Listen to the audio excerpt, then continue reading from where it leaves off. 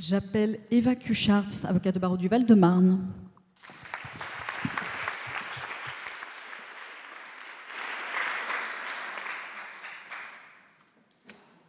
Quand la puissance publique agit sans limite, la légalité éteint la justice. En 1941, en France, il suffisait d'un arrêté préfectoral pour interner un enfant, interdire l'exercice d'une profession ou fermer un commerce tenu par un juif. Un préfet signé, un commissaire exécuté, un bureau tamponné. Tout cela relevait de la police administrative. Tout cela paraissait légal. Sous couvert de préservation de l'ordre, l'État a pu faire du droit un instrument de discrimination et d'oppression. Cette leçon n'appartient pas qu'à l'histoire. Elle nous oblige aujourd'hui.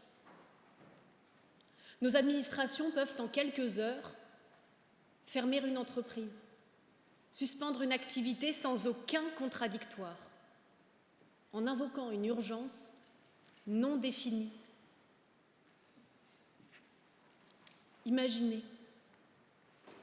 des lieux de vie et d'accueil accueillant des mineurs de l'aide sociale à l'enfance depuis plusieurs années, fermés du jour au lendemain pour 6 mois. 6 mois pour des faits susceptibles de constituer des manquements éducatifs. Aucun danger démontré, aucun contradictoire, aucune enquête administrative préalable. Dès que la mesure tombe, c'est tout un écosystème local qui vacille. Subitement, les enfants sont arrachés du lieu où ils vivaient depuis plusieurs années et dispersés sur d'autres endroits. Les employés sont licenciés et la structure liquidée. Quelle entreprise pourrait survivre pendant 6 mois sans aucune source de revenus? Ce qui devait être provisoire a eu des effets irréversibles, comme une porte qu'on ferme pour quelques jours, mais qu'on ne rouvre jamais. C'est cela, la peine de mort économique. Le droit administratif, conçu pour protéger, en vient parfois à détruire ceux qu'il régule. Et ce que ces structures ont vécu, nous pourrions tous le subir, être jugés sans avoir été entendus.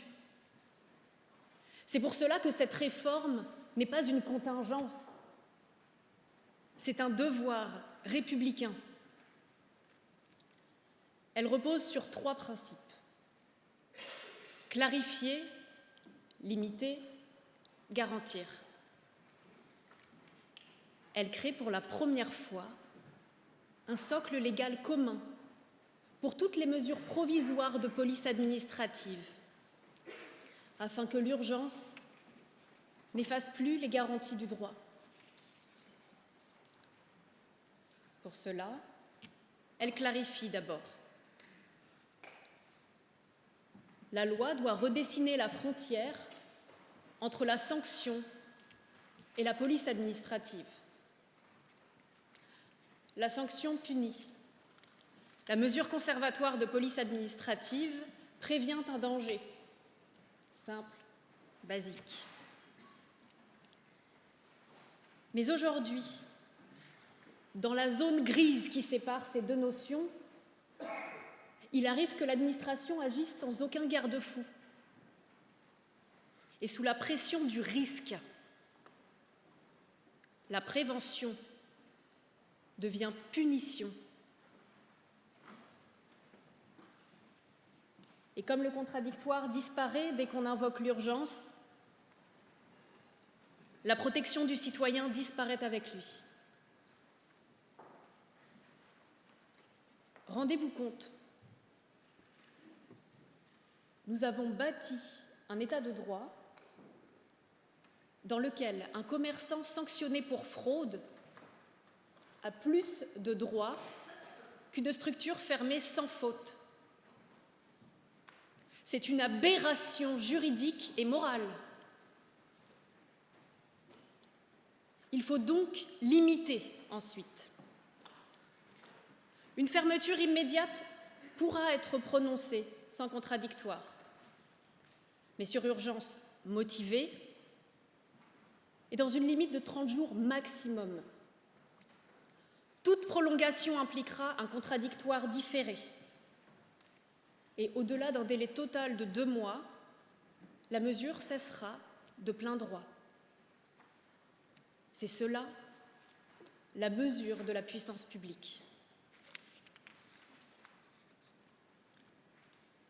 Garantir, enfin, que la loyauté procédurale cesse d'être un idéal et qu'elle devienne une règle de conduite pour l'administration.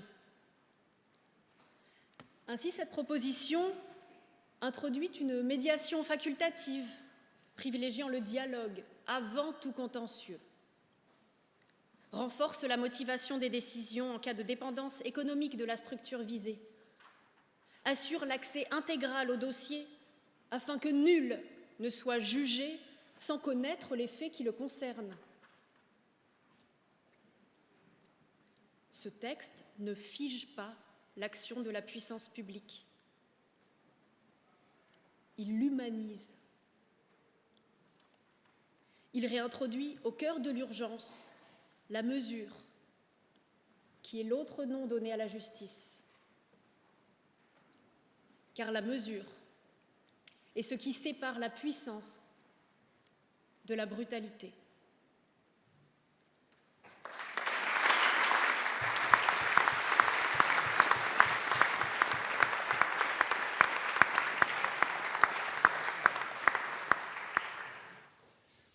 Merci beaucoup, chers membres du jury. 3 minutes de questions, s'il vous plaît. Merci.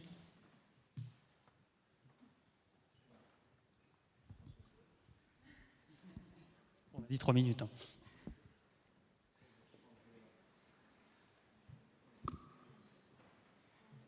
faut quand même vous poser des questions. Vous êtes très éloquente aussi. Je voulais vous demander, mais pouvez-vous nous donner des cas concrets, précis, de fermeture administrative qui vous semblent totalement abusives? On en a tous, nous, les avocats, en tête. Parce que dans la vie. Tout à fait, c'est d'ailleurs des cas défendus qui m'ont conduit à porter cette proposition. Il y a dans les polices spéciales une grande hétérogénéité en la matière, mais celle qui est la plus choquante est celle concernant la fermeture administrative d'établissements s'assimilant à des établissements, à des ESSMS, dans le Code de l'action sociale et des familles, et qui prévoit qu'en cas de menace au bien-être des personnes accueillies, une fermeture puisse être, d'injonction après beaucoup d'autres mesures, être prononcée. Et l'administration se fonde sur l'alinéa suivant, qui prévoit qu'en cas d'urgence, l'autorisation peut être suspendue pour un délai allant jusqu'à 6 mois. Et cette urgence, dans les faits, n'est pas motivée en elle-même. Ils vont chercher à motiver la menace, mais pas l'urgence. Et derrière, la mesure est revalidée par le juge. J'ai eu plusieurs parcours avec plusieurs lieux de vie et d'accueil qui impliquent un arrachement brutal des liens affectifs des jeunes sur ce lieu, et à aucun moment, les gérants ne sont entendus par l'administration. C'est une aberration. J'avais une question. D'abord, je voudrais rendre hommage au fait que vous avez fait ce qui est assez rare, notamment en référence à la période de la guerre, un lien entre les libertés individuelles et la liberté d'entreprendre. Ce qu'on fait assez peu de manière générale, parce que pour nous, ça reste dans le ciel empiré.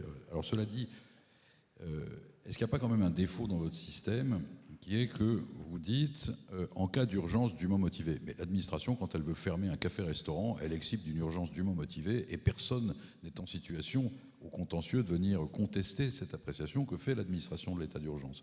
Donc, premièrement, est-ce que vous pensez vraiment que l'idée d'urgence dûment motivée suffit? Et deuxièmement, dans le monde moderne, même s'il se passe quelque chose de dangereux, est-ce qu'après tout, une exigence de contradictoire minimale dès le premier jour où on envisage la mesure n'est pas appropriée? Qu'est-ce qui empêche le préfet d'expliquer, avant de fermer l'âne d'or à Montauban, d'envoyer un mail en disant on a repéré 4 difficultés, veuillez répondre avant demain midi? Eh bien, Plutôt que de mettre, vous voyez, le délai d'un mois et l'urgence dont l'administration excipera toujours en réalité.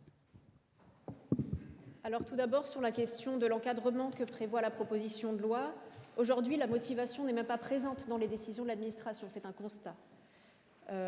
Concernant la position d'un contradictoire, le choix d'un contradictoire différé, une très brève analyse de droit comparé sur le sujet met en lumière que les autres systèmes en Europe, aux Pays-Bas, en Allemagne, même au Canada, prévoit ces possibilités de prendre des décisions en urgence avec un contradictoire différé, mais prévoit d'autres garde-fous ensuite.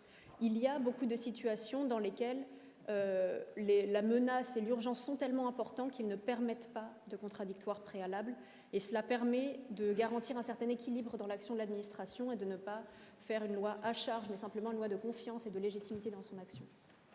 Merci beaucoup.